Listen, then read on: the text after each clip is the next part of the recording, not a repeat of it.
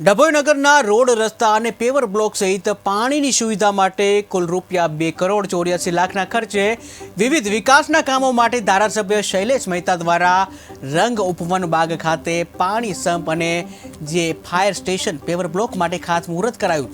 આ સાથે 43 જેટલા વિકાસના કામોની ધારાસભ્ય દ્વારા ખાતમુહૂર્ત કરવામાં આવ્યું। તો ડભોઈને દર્ભાવતી બનાવવાના મક્કમ નિર્ધાર સાથે ધારાસભ્ય શૈલેષ મહેતા નગરના વિકાસ માટે કાર્ય કરી રહ્યા છે। ત્યારે આજે ડભોઈ નગરના 43 કામોને મંજૂરી મળી છે, જેમાં પેવર બ્લોક, આરસીસી રોડ સહિતના વિકાસના કામોને લીલી ઝંડી અપાઈ છે।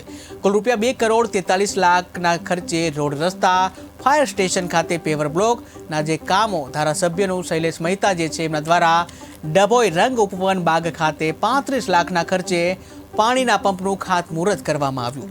તમામ વિકાસના કામોમાં ખાતમુહૂર્ત પ્રસંગે નગરપાલિકા પ્રમુખ બિરેન શાહ, નાના પંચ ચેરમેન જે વિશાલ શાહ, ઉપપ્રમુખ મનોજ પટેલ, ચીફ ઓફિસર જયકિશન તડવી સહિત પાલિકા સદસ્યો હાજર રહ્યા હતા। નિકાલને એ વ્યવસ્થાઓ આપગતું કરીને લગભગ ₹2.5 કરોડ આ 43 કામો પણ હાથ પર લેવામાં આવ્યો છે, જેનું ભૂમિપૂજન પણ આજરોજ કરવામાં આવ્યું છે। આમ કરીને ₹2,85,00,000ના કામો આજે ભૂમિપૂજન કરવામાં આવ્યું છે અને ટૂંક સમયમાં એ કામો પૂર્ણ કરીને લોકાર્પણ કરવામાં આવશે। હું આપના મારફત દર્ભાવતી નગરીના તમામ નગરજનોને અભિનંદન પાઠવું છું, શુભેચ્છા પાઠવું છું અને જોઈ રહ્યા છો કે છેલ્લા 3 વર્ષમાં નગરપાલિકામાં જ્યારથી ભારતીય જનતા પક્ષનું શાસન આવ્યું ત્યારથી વિકાસના અનેક કામો નગરમાં થયા છે।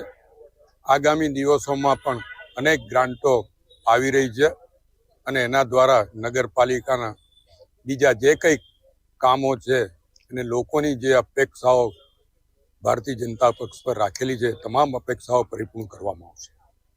ભારતીય જનતા પક્ષનું સૂત્ર છે સૌનો સાથ, સૌનો વિકાસ, સૌનો વિશ્વાસ અને સૌના પ્રયાસ, અને એને અનુરૂપ દર્ભાવતી વિકાસના પગલો છે।